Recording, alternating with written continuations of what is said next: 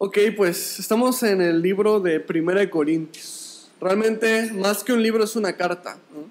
Es una carta que escribe Pablo a la iglesia que está en Corinto, una carta correctiva de una iglesia que, a pesar de ser muy dotada, al mismo tiempo está en una gran perversión. Y continuando con la carta, llegamos a un capítulo bastante fuerte, ¿verdad? En esta serie que hemos titulado Enfócate. Porque como habíamos mencionado, la ciudad de Corinto era una ciudad en extremo pervertida, ¿verdad?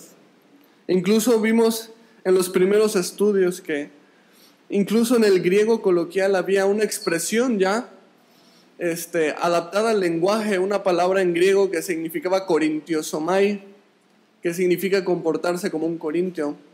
Y eso, korintiosomai, era para referirse a las mujeres prostitutas o a las personas que eran infieles en su matrimonio, eran korintiosomai. A ese grado de perversión estaba la ciudad. Y es que la ciudad estaba dada a la perversión sexual. Los templos de adoración pagana tenían sacerdotisas y la función de las sacerdotisas era prostituirse en los templos. Esa era la manera de honrar a los dioses paganos de esta ciudad. Sin embargo, el problema no es la corrupción del mundo, porque, ¿adivina qué? Vivimos en un mundo igual hoy en día. La corrupción es tremenda. Es increíble hasta dónde llega la perversidad. El problema no es la corrupción de la ciudad. El problema es que la corrupción de la ciudad entra en la iglesia. Y es ahí donde encontramos el problema de Corinto, por lo que Pablo tiene que escribir esta carta. Y ahorita en el capítulo 5, Pablo decide mencionar un caso específico de inmoralidad que se está dando en la iglesia. Y es una manera de juzgar un caso, ¿no? Y de este caso que vamos a ver, nosotros podemos aprender muchísimo acerca de cómo tratar el pecado dentro de la iglesia, ¿verdad? ¿Sabías que hay pecado dentro de la iglesia? Aquí no nos llamamos santos porque seamos perfectos, si lo sabes. El cristiano se llama santo porque santo significa apartado, y Dios nos ha apartado para su gloria, pero malos somos. Y en la iglesia hay pecado. ¿Hay pecadores aquí? ¿Sí? La iglesia no es un museo de santos para que vengamos a modelar nuestra santidad. La iglesia es un hospital de pecadores. Y es importante entonces que sepamos cómo tratar el pecado dentro de la iglesia, porque somos un montón de pecadores adorando a un Dios santo. Así que vamos a ver 3 partes en este estudio. La primera parte vamos a ver restaurando la restauración, ¿no?, del pecador. Después vamos a ver protegiendo, que es medidas de proteger a la iglesia. Y 3 vamos a ver alcanzando, que finalmente, a pesar de que hay ciertas medidas para proteger a la iglesia, nuestro corazón siempre debe ser alcanzar a aquellos que están perdidos sin Cristo. Así que, si ya estás ahí, en 1 Corintios capítulo 5, vamos a iniciar de lleno en el verso 1. 1 Corintios 5, 1. Dice de la siguiente manera: de cierto se oye que hay entre vosotros fornicación, y tal fornicación cual ni aún se nombra entre los gentiles, tanto que alguno tiene la mujer de su padre. Y vamos a hacer una pausa aquí. El caso que Pablo expone es un caso específico de un varón que estaba en fornicación con su madrastra. No sabemos si le bajó la esposa a su papá, ¿no? Se quedó con su madrastra, o al mismo tiempo le estaba engañando. No es muy específico, pero sabemos que este varón estaba en fornicación con su madrastra, y aparentemente nada más es un caso de muchos que había dentro de la iglesia de Corinto. Pero Pablo entonces usa este caso para señalar la perversión que existe en la iglesia. Pablo les dice: de cierto se oye que hay entre vosotros fornicación. O sea, no un caso, o sea, muchos. Sin embargo, les menciono un ejemplo para que se den una idea, ¿no? Probablemente este era el ejemplo más sobresaliente por la naturaleza incestuosa, ¿no?, de la situación. Y es de notar que Pablo menciona tal fornicación cual ni aún se nombra entre los gentiles. Porque en realidad, a pesar de que la ciudad de Corinto estaba muy pervertida, ni aún los corintios de la ciudad veían bien el incesto o relaciones incestuosas, relaciones entre familia. Ni aún los corintios, que estaban totalmente pervertidos, aún ellos pintaban una raya en ese aspecto, ¿no? Entonces vemos que Pablo dice, o sea, ya ni siquiera los de afuera se comportan como ustedes, están peor. Y sabes, hay una triste realidad. Algo terrible pasa con aquellos que, conociendo la palabra de Dios, aún así decidimos entregarnos al pecado. Algo terrible pasa en nuestros corazones. Una frialdad hacia la palabra. Ya me la sé, ya la conozco. A lo mejor desde chiquito he sido cristiano. Pero ya no hay un respeto por las Escrituras. Mi corazón está totalmente duro a la palabra.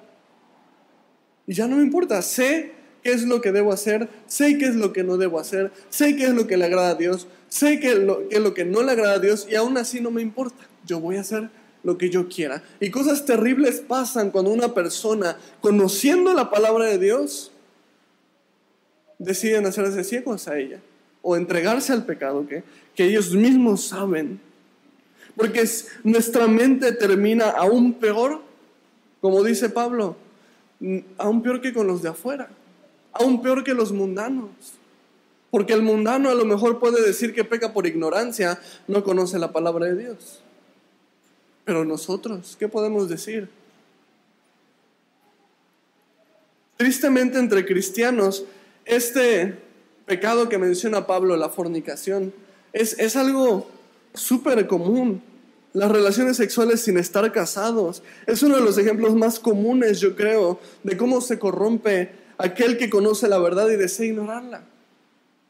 Pero también aquel que sabe que no debe mentir y no le importa, miente también.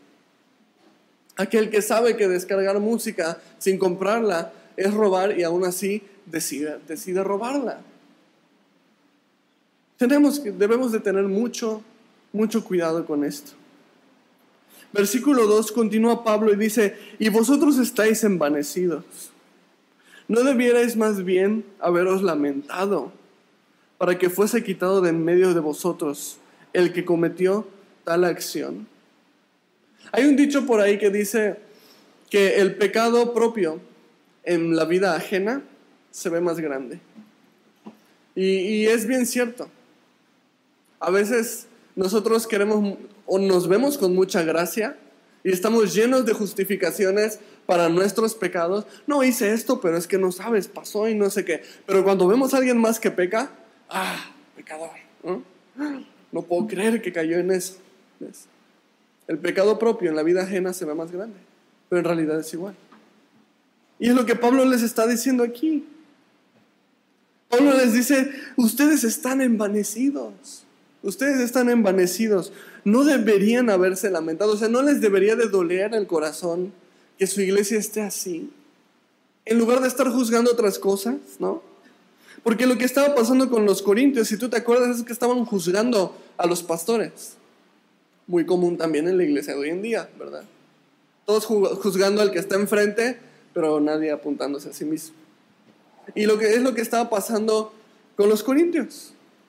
No, Pablo, no, yo con Pedro. No, Pedro no, yo con Apolos. Juzgando a los pastores. Y Pablo les dice: en lugar de estar haciendo eso, les debería doler el corazón ver cómo está su iglesia y que no estén haciendo nada al respecto.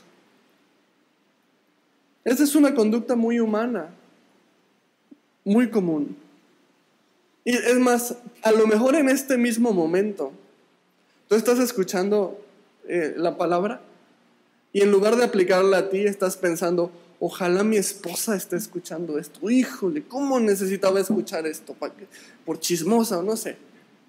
O a lo mejor tú, marido, estás pensando, tú, mujer, estás pensando en esto. No, pues para que se le quite a mi esposo, o sea, que esté escuchando. ¿Y a quién le quiere hablar Dios? A ti. Pero estás en este momento pensando que la palabra va desviando las pelotas, ¿no? El Señor te la está mandando, ¿no? Una bola directa y tú estás redireccionándola a otras personas. Es una actitud humana muy común, pero que es un estorbo para nuestro caminar. Pablo les exhorta: ustedes están muy envanecidos. Y si tú estás escuchando la palabra y en lugar de aplicarla para ti, estás pensando para quién más es la pedrada, estás muy envanecido también. Dice Pablo: están muy envanecidos. Deberían mejor poner orden en la iglesia. Y asimismo nosotros deberíamos poner orden en nuestra vida antes de juzgar la vida de otra persona. Ahora, si tomamos solamente este versículo fuera de contexto, podría parecer que Pablo sugiere que la manera de tratar el pecado es expulsando al pecador. Porque aquí dice Pablo que este hombre debía de ser quitado de en medio. O sea, que este hombre debía ser sacado de la iglesia. Y si tomamos nada más este versículo y no continuamos leyendo, podríamos pensar: bueno, pues al que peca lo sacamos. Pues ¿sabes qué? Vámonos todos de una vez para afuera, ¿no? Pero entonces, ¿a qué se refiere Pablo? Fíjate, versículo 3 y 4. Dice: ciertamente yo, como ausente en cuerpo, pero presente en espíritu, ya como presente he juzgado al que tal cosa ha hecho. En el nombre de nuestro Señor Jesucristo, reunidos vosotros y mi espíritu con el poder de nuestro Señor Jesucristo. Entonces, ojo con esto, porque Pablo no dice: ese pecador sáquenlo y ya. Sino que Pablo empieza a decir: ya hemos juzgado esta situación. O sea, Pablo pide la expulsión de este hermano, pero porque primeramente él ya había tratado la situación personalmente. Y era evidente que este hermano no estaba arrepentido, porque seguía con su mismo pecado. Y lo peor es que la iglesia ya ni siquiera le decía nada. La iglesia se hacía ciego, ¿no? Hago como que no veo, no me meto en problemas, que ese hermano siga pecando, es su problema. Y sabes, hay un problema con la iglesia que no confronta el pecado. Si tú vas a una iglesia en la que no confronta el pecado, salte de esa iglesia. Es parte de. Pero también hay algo muy grave en el creyente que no está arrepentido de su pecado. Entonces vemos que el primer paso para tratar el pecado dentro de la iglesia no es la expulsión. Esto que está diciendo Pablo no es el paso número 1, sino que ya hubieron pasos antes de eso, antes de tener que llegar, ¿no? El primer paso es la restauración, ¿ok? Y ese es el principio número 1 que vamos a hablar aquí. Restaurando.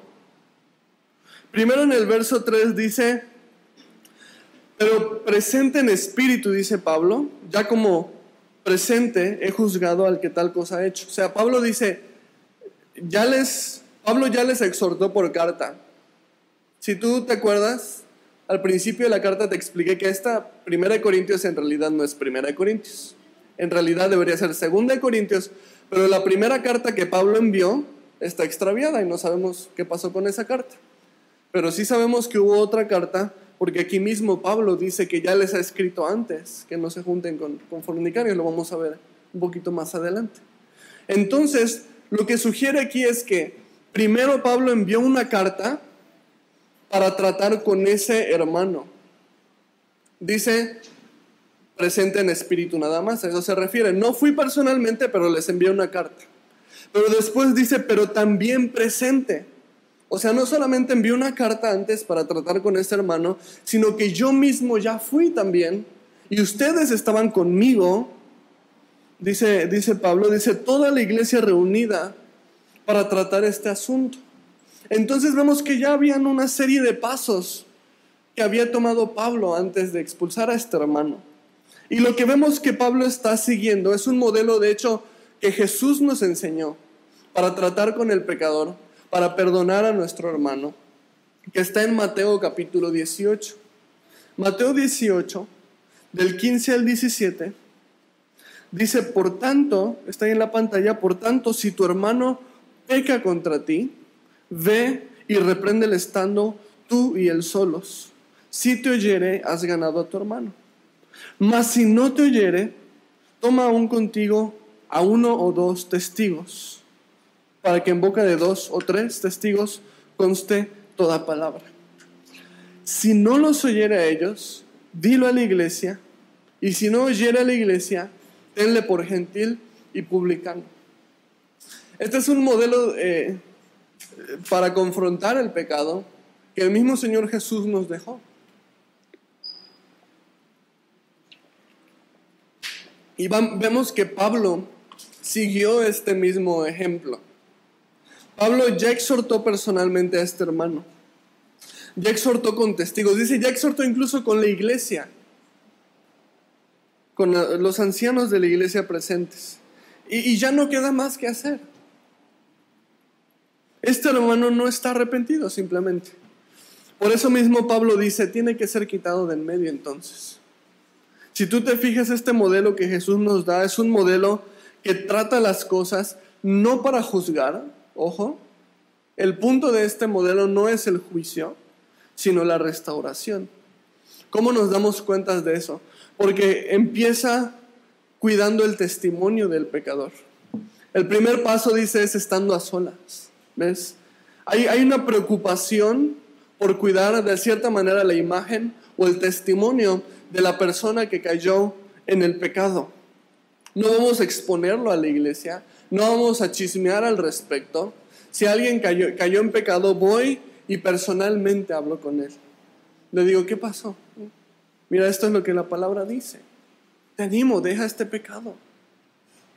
Tienes el poder del Espíritu Santo para vencer el pecado. Entonces voy yo personalmente. ¿Por qué? Porque no quiero difamar a este hermano.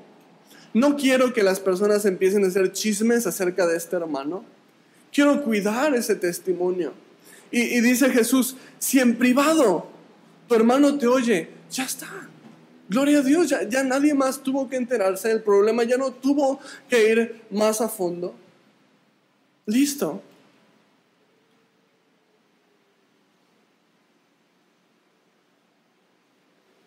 Yo tengo y he aprendido esto al restaurar otras personas.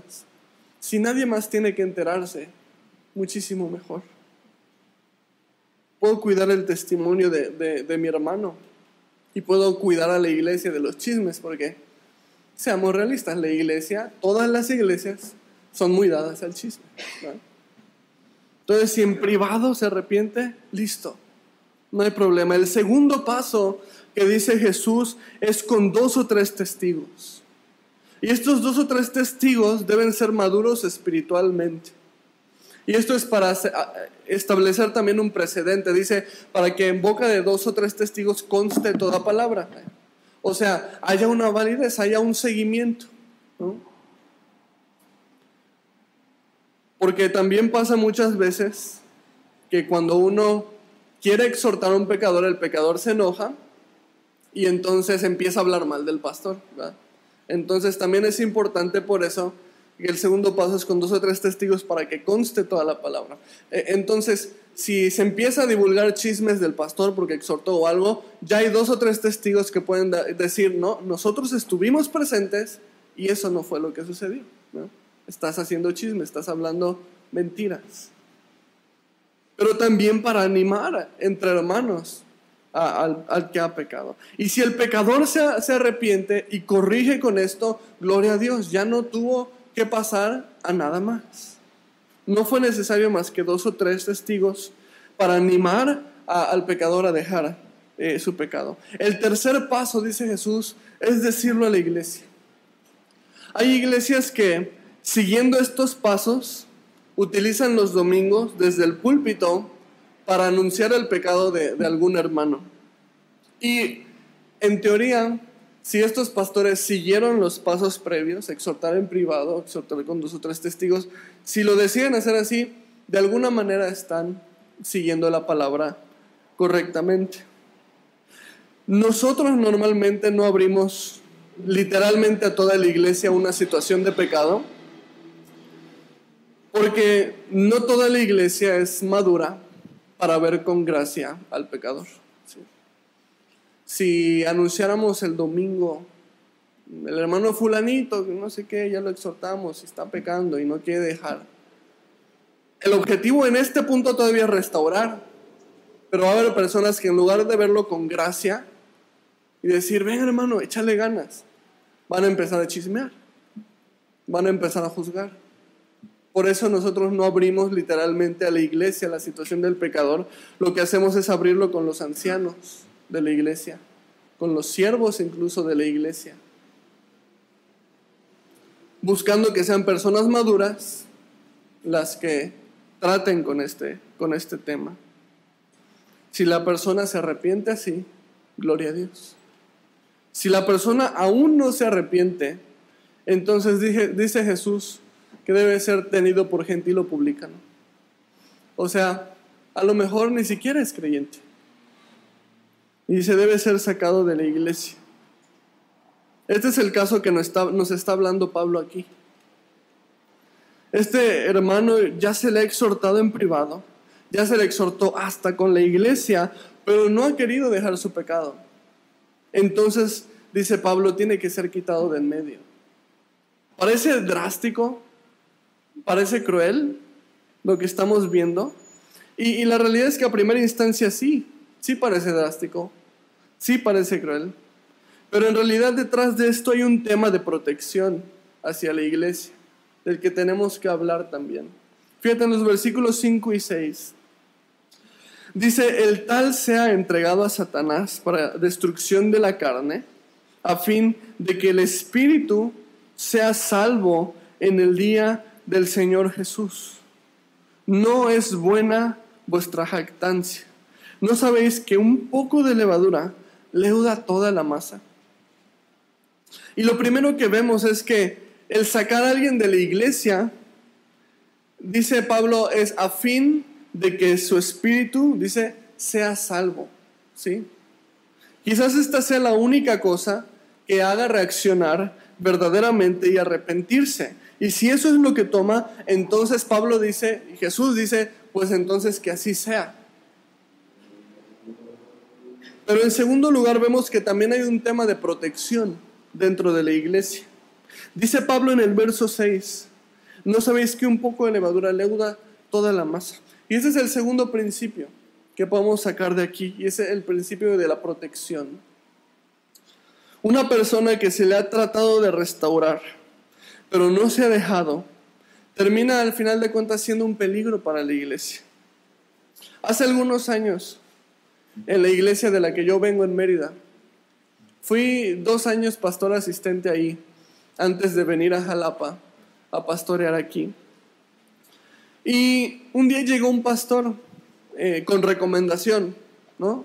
Sus cartas, sus documentos, ha pastoreado aquí, ha pastoreado allá, es del mismo movimiento que nosotros, en teoría es confiable, ¿no? Llegó este pastor a la iglesia y nos confiamos en la recomendación, era una buena recomendación de una buena iglesia, y se integró para servir con nosotros. Quizás el error ahí fue que no fue puesto a prueba primero, pero nos confiamos en la recomendación. A los pocos meses había algunas cosas extrañas. Una hermana de la iglesia se quejó de que este pastor la estaba buscando mucho por mensajes de texto. Entonces llamó nuestra atención, empezamos a prestarle más atención. Uno de los pastores de la iglesia se acercó a él y lo exhortó en privado, como dice la palabra.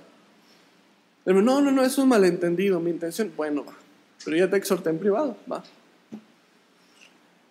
Al orar, empezamos a orar con el grupo pastoral, que si había algo, que Dios lo revelara. Esa fue nuestra oración.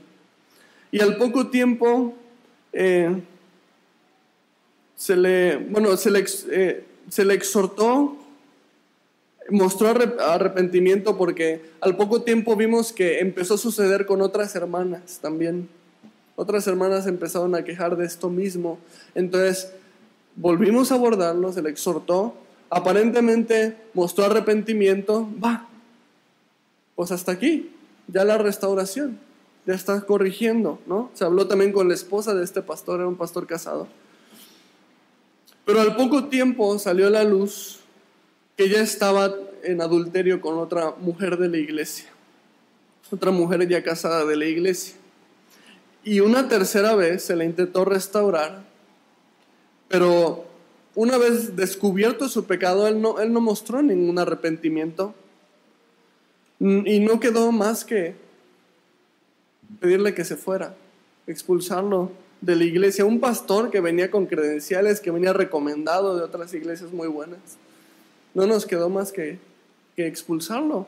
No mostraba arrepentimiento. ¿Y cuál es el motivo? Es un peligro para la iglesia.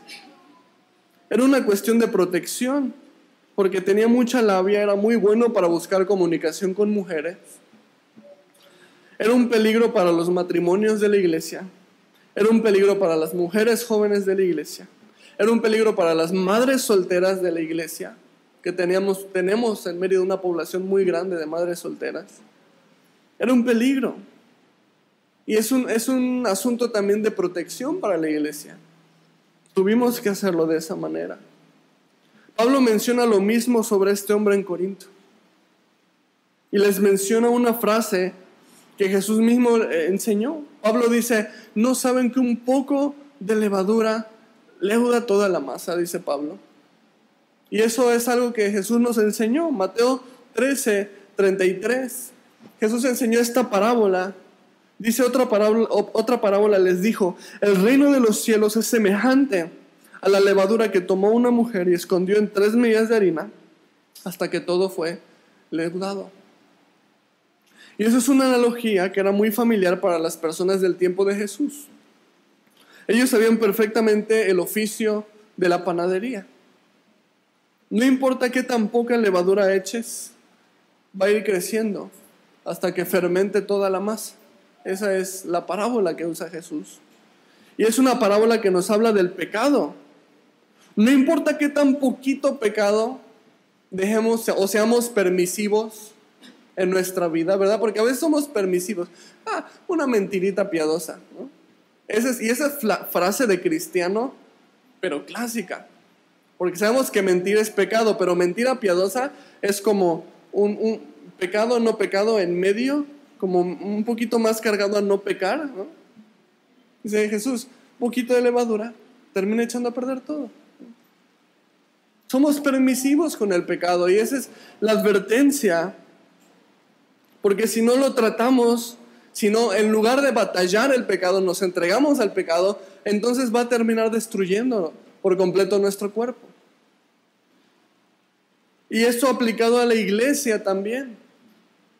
Es por eso que aquel hombre o mujer que después de que se le trata de restaurar, decide no arrepentirse, decide continuar con su pecado, es necesario sacarlo porque puede contaminar a otras personas, puede ser peligro para otras personas. Y finalmente esta es una última llamada de atención para el pecador, para ver si con esta última sacudida reacciona y Dios lo salve.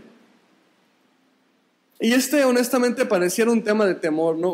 Cuídate porque si el pastor te cacha igual y te expulsa, ¿no? Algo por el estilo. Pero en realidad no es un tema de temor. No es un tema de espantar al creyente o de amedrentar al creyente para que se porte bien. Esto es un tema de restauración. Este es un tema de esperanza. Fíjate, versículos 7 y 8. Continúa Pablo hablando. Limpiaos pues de la vieja levadura para que seáis nueva masa, sin levadura como sois, porque nuestra Pascua, que es Cristo, ya fue sacrificada por nosotros. Así que celebremos la fiesta, no con la vieja levadura, ni con la levadura de malicia y de maldad, sino con panes sin levadura, de sinceridad y de verdad. Y me encanta porque este tema se siente así muy tenso, ¿no? Imagínate, Pablo está hablando públicamente de un pecador de la iglesia y dice, pero entonces viene esta parte, dice, pero es que venga, no podemos seguir viviendo en esa vida porque Cristo, que es nuestra Pascua, ya murió por nosotros. O sea, hay esperanza para el pecador. Hay restauración para el pecador. Cristo, nuestra Pascua. Y me encanta porque nos muestra el panorama de lo que estamos hablando. Esto no es una amenaza de pórtate bien o te expulso de la iglesia, sino es una invitación. Vengan y vamos a vivir la vida nueva que Cristo tiene para nosotros. Una vida en la que ya no tenemos que servir al pecado, ya no tenemos que estar esclavizados de nuestro pecado, porque Cristo, nuestra Pascua, ya ha sido sacrificado por nosotros. Esta no es una amenaza para amedrentar, es una esperanza para que vivamos esta vida que Cristo tiene para nosotros. Y créeme que no tienes que esperar a que tu pecado sea descubierto, a que alguien te cache, ¿no?, para ser restaurado. Fíjate que dice Santiago 5:16. Dice: confesaos vuestras ofensas unos a otros y orad unos por otros para que seáis sanados. La oración eficaz del justo puede mucho. ¿Qué es lo que dice aquí Santiago? Vamos a rendirnos cuentas. Si estoy batallando con un pecado y ya vi que no lo puedo dejar, ¿para qué me sigo muriendo solo en la línea? Voy con un hermano, ¿sabes qué? Estoy batallando con esto, échame la mano. Te quiero rendir cuentas de esto. Ora por mí. Vamos, ayúdame a hacer un plan, algo para dejar el pecado. ¿Sabes? Es alarmante. De los pecados hoy en día dentro de la iglesia, ocultos, el más común es el de la pornografía. No solamente entre congregantes, sino incluso entre mismos pastores. Tan peligroso que se da en secreto, que lo tengo a un clic de distancia en mi teléfono celular. Puedo pasar años viendo pornografía y nadie se puede dar cuenta. Y podemos odiarlo, el pecado, pero estar esclavizados a este pecado y morirnos en la línea solos porque no queremos pedirle ayuda a alguien. Acércate a alguien, rinde cuentas. ¿Sabes qué? Mi teléfono, mi iPad me está ocasionando tropiezo. Ayúdame, chécamela, te lo voy a traer semanalmente para que tú veas lo que estoy haciendo. Échame la mano. Quiero dejar este pecado. No es una cuestión de juicio, es una cuestión de restauración. Rinde cuentas de tu vida personal, rinde cuentas de tu matrimonio. Santiago dice, podemos confesar nuestras ofensas unos a otros. Dice, para que seamos sanados. No debes tener miedo de hablar de tu pecado con una persona espiritual. Eso sí, no vayas con la persona que sabes que no es espiritual. Porque a veces pasa así y tu intento de restaurar tu pecado termina siendo el chisme de la iglesia. Pero acércate a una persona espiritual. Habemos en la iglesia personas que podemos, si queremos, caminar contigo y ayudarte a dejar el pecado. Gálatas 6:1 dice, hermanos, si alguno fuere sorprendido en alguna falta, júzguenlo, ¿no? Chismeen sobre él, ¿no? Dice, vosotros que sois espirituales, restauradle con espíritu de mansedumbre, considerándote a ti mismo, no sea que tú también seas tentado. Yo no te voy a juzgar si vienes y me dices, pastor, estoy batallando esto, échame la mano. No. Al contrario, la verdad que padre que pueda ayudarte. Puedes acercarte a Alex, puedes acercarte a Luis, puedes acercarte a Rafa, estamos aquí para apoyarte. Tiré mi plumilla. Dios desea darnos la victoria sobre el pecado. Amén. Dios desea darte la victoria sobre el pecado. Gracias, bro. Y ha puesto personas a tu alrededor para bendecirte, para ayudarte. Me encanta que Pablo aquí menciona a Cristo en nuestra Pascua. Antiguamente el judío se preparaba para la Pascua en una fiesta que se llamaba la fiesta de los panes sin levadura. ¿Lo habrás escuchado alguna vez? En el Antiguo Testamento, también en el Nuevo Testamento, en los Evangelios, se menciona. ¿Y qué era esta fiesta? Era una preparación para la Pascua. Y en lo que consistía era en eliminar la levadura, ¿no? Entonces la gente obviamente comía panes sin levadura, ¿no? ¿Has probado el pan árabe? Es así, como más sequito, es el pan sin levadura, ¿no? Pero también había una tradición detrás de esto en las casas, en que en la preparación para la Pascua, el varón de la familia organizaba a su familia y era como una limpieza extensa de la casa para limpiar, sacar polvo, ¿no? O sea, dejar todo limpio, ni un poquito de polvo. Era una analogía, estamos sacando la levadura de nuestra casa, ¿no? Incluso ya más contemporáneamente se adoptó incluso una tradición bastante padre al respecto, en el que los padres escondían pequeños montoncitos de levadura a través de la casa y los pequeños de la casa tenían que ir a encontrar la levadura para limpiarla y se la traían al papá. El papá a lo mejor le daba un premio, un abrazo o X, ¿no? Se convirtió en una tradición familiar para los judíos, ¿no? Sacar la levadura de la casa. Y es de lo que está hablando aquí Pablo precisamente. Es lo que nos dice Pablo, utiliza esa analogía en el verso 7, dice, límpiense de la vieja levadura. Límpiense de la vieja levadura, dice, para que seáis una nueva masa. Porque nuestra Pascua, que es Cristo, ya fue sacrificada por nosotros. Yo no te puedo juzgar por pecados que Cristo ya perdonó, ¿me entiendes? Por eso es que si alguien viene a confesarme su pecado, sería ridículo que yo lo juzgara. ¿Cómo voy a juzgar algo que Cristo ya perdonó? ¿Quieres escuchar una buena noticia? Cuando tú recibiste a Cristo en tu corazón, Cristo perdonó tus pecados no solamente pasados, no solamente presentes, sino incluso futuros. Si tú vienes a confesar un pecado, no puedo juzgar, porque Cristo ya te perdonó por eso. Pero estoy llamado a restaurar y a confrontar si es necesario, por supuesto. Versículos 9 al 13. Os he escrito por carta que no os juntéis, dice, con los fornicarios. No absolutamente con los fornicarios de este mundo, con los avaros o con los ladrones o con los idólatras, pues en tal caso sería necesario salir del mundo. O sea, nos vamos del planeta Tierra. O sea, si el punto es no juntarnos con pecadores, agarramos una nave espacial y nos vamos a otro planeta, ¿no? Pero ahí vamos a estar nosotros, así que es lo mismo. Dice 11, más bien os escribí que no os juntéis con ninguno que llamándose hermano, ahí es diferente. El que se llama cristiano, fuere fornicario, o avaro, o idólatra, o maldicente, o borracho, o ladrón, con el tal ni aun comáis. Porque ¿qué razón tendría yo para juzgar a los que están afuera? ¿No juzgáis vosotros a los que están adentro? Porque a los que están afuera Dios los juzgará. Quitad pues a ese perverso de entre vosotros. Estoy tan agradecido de que Pablo haya sido tan específico. Porque Pablo sabía seguramente que iba a haber personas que quisieran tomar esto fuera de contexto, ¿no? De una manera extremadamente legalista. Pablo entonces especifica, el mandato no es alejarse del pecador, ¿ok?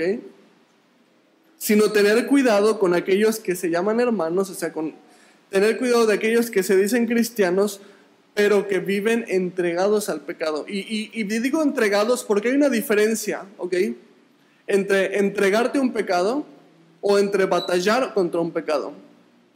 El creyente batalla con el pecado. Todos aquí batallamos con el pecado. No hay ni uno solo de nosotros que día a día no batalle contra el pecado. Pero ojo, eso es batallar. Y batallar significa que no lo quiero, que lo aborrezco, que estoy dispuesto a sacarlo de mi vida, aunque de vez en cuando pierdo la batalla. Sin embargo, entregarse al pecado es, pues ya que me gusta, está padre, pues le voy a entrar. ¿Ves? Y esa es la gran diferencia. Por eso Pablo dice, o sea, el punto no es alejarse del pecador, sino tener cuidado de aquel que se llama creyente, se llama hermano, pero vive entregado al pecado. Y sabes, el tercer punto y principio es el de alcanzar. alcanzar. Así como hay creyentes que viven demasiado conformados al mundo y está mal, también hay creyentes que no quieren tener nada que ver con el mundo y eso también está mal.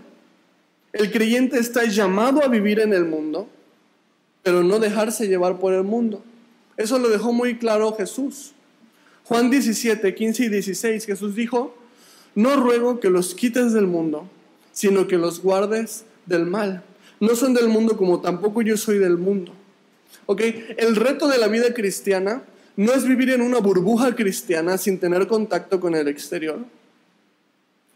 No se trata de tener tantas actividades en la iglesia que no tengas tiempo para pasar tiempo con personas mundanas, porque entonces ¿quién las va a alcanzar? El reto entonces de la vida cristiana es vivir en este mundo, convivir con el mundo, pero no dejarse influenciar por el mundo. Ahí está el reto del cristiano. Está mal que vivamos en burbujas cristianas. Está mal que, es pecador, no me voy a llevar. Claro, si no te llevas con él, ¿cómo le vas a compartir? ¿Cómo lo vas a alcanzar? ¿Sí? Es lo que dice Jesús. Es lo que dice Pablo. No se trata de que se alejen del pecador, se trata de que se cuiden del que se llama creyente, pero vive entregado al pecado. Estamos llamados a alcanzar al perdido, no a juzgar al perdido, tampoco a perdernos con el perdido, porque esa es otra cosa. El que vive en el mundo, convive con el mundo, pero se deja llevar por el mundo, eso ya es otra cosa. No estamos llamados ni a juzgar al perdido, ni a perdernos con el perdido.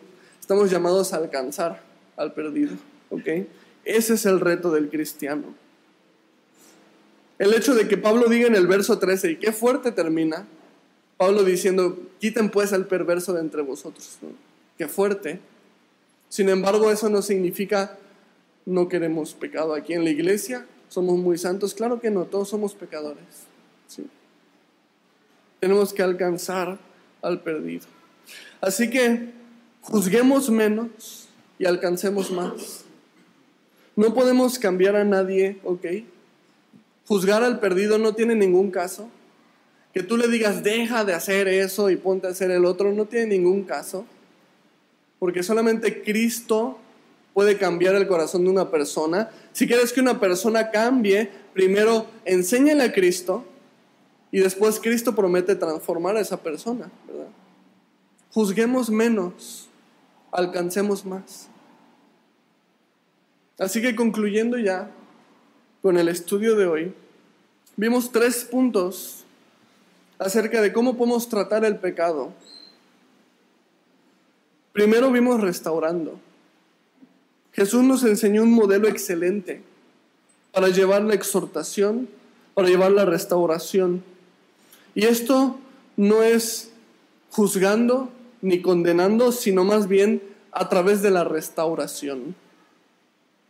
Primero en privado, dijo Jesús, después 2 o 3 testigos, después la iglesia. Siempre tratamos con el pecado de alguien teniendo en cuenta que Dios desea restaurar a ese pecador, no juzgar ni condenar a ese pecador. 2, protegiendo. En caso de que una persona no está arrepentida de su pecado y sea de peligro para la iglesia, entonces esta persona debe ser sacada de la iglesia, ¿ok? Cuando representa un peligro. Porque dice Jesús, y menciona también Pablo, un poquito de levadura puede leudar toda la masa. No es un paso de juicio, no es un paso tampoco de condenación, sino más bien de protección para la congregación y una última oportunidad para que el pecador reaccione y se arrepienta. El tercer punto dice alcanzar.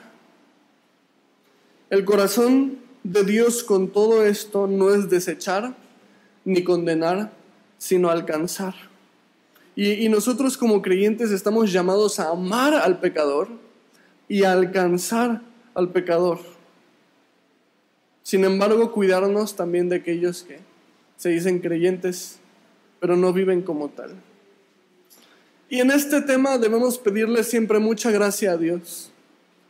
Que Dios ponga gracia en nuestros ojos para ver a nuestro hermano que cae en pecado. Porque puede darse muy fácilmente en un tema de juicio. Puede darse muy fácilmente un tema de condenación. Puede darse muy fácilmente un tema de señalar. Y ese no es el objetivo.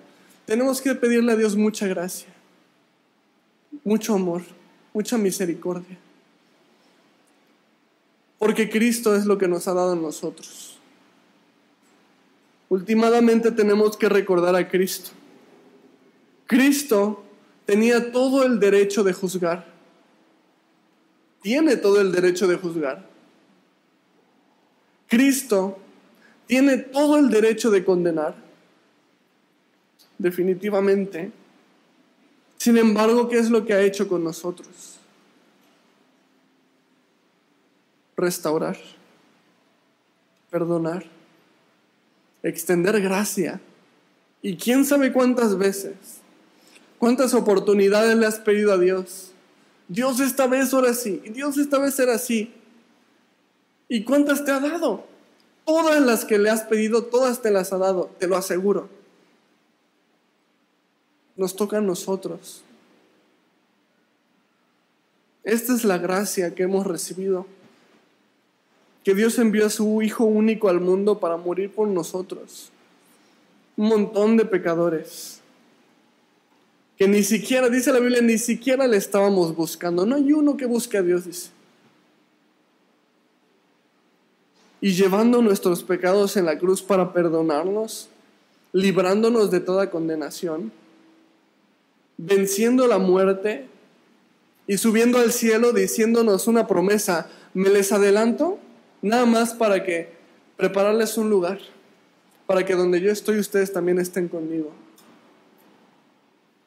Y si tú crees en el Señor Jesús, Jesús está ahí preparando un lugar para ti. Y créeme que vas a llegar, no porque te lo merezcas, no porque lo hayas ganado, no porque hayas sido bueno, sino por gracia. Y si tú no crees en el Señor Jesús, o no has depositado tu fe en el Señor Jesús, hoy es un buen día para hacerlo. Dice la Biblia que a todos los que le recibieron y los que creen en su nombre, les dio potestad de ser hechos hijos de Dios.